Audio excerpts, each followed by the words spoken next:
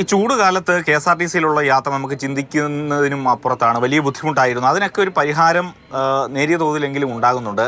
Super fast ബസ്സുകളിൽ AC വരികയാണ്. ഇത് അതിൻ്റെ ആദ്യമായി പുറത്തിറക്കിയ AC പ്രീമിയം ബസ്സാണ് ഈ കാണുന്നത്.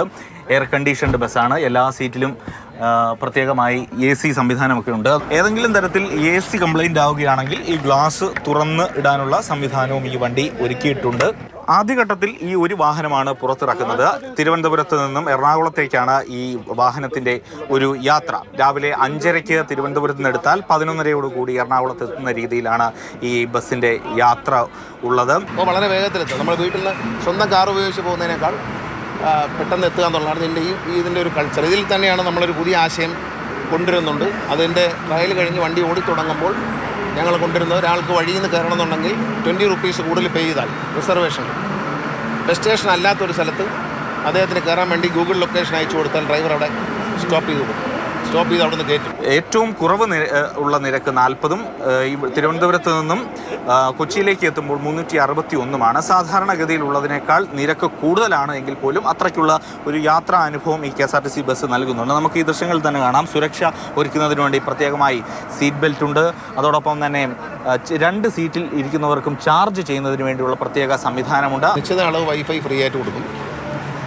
അത് കഴിഞ്ഞാൽ പേ ചെയ്തിട്ട് വാങ്ങാൻ പറ്റും. എല്ലാ ക്യാമറകളെല്ലാം ഉണ്ടാവും, എല്ലാ സൗകര്യം ഉണ്ടാവും.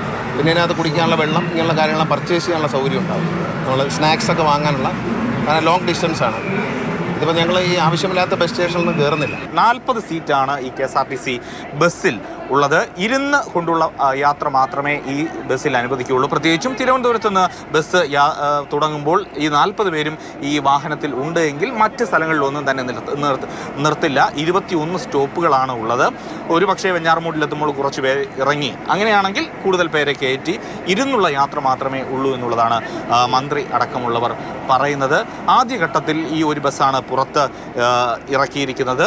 പിന്നീട് 220 ബസ്സുകൾ ഇത്തരത്തിൽ എയർ കണ്ടീഷൻ ബസ്സുകൾ പുറത്തിറക്കുമെന്നുള്ളതാണ് മന്ത്രി വ്യക്തമാക്കുന്നത്. മെയിനായിട്ട് ഞങ്ങൾ ഉദ്ദേശിക്കുന്നത് കോഴിക്കോട് റൂട്ട്, പാലക്കാട് റൂട്ടാണ്.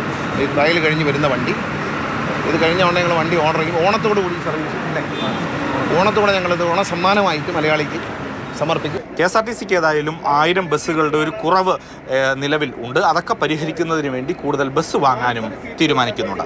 MS സുജിത്തിനൊപ്പം AK Stephin, Mathrubhumi news, Thiruvananthapuram.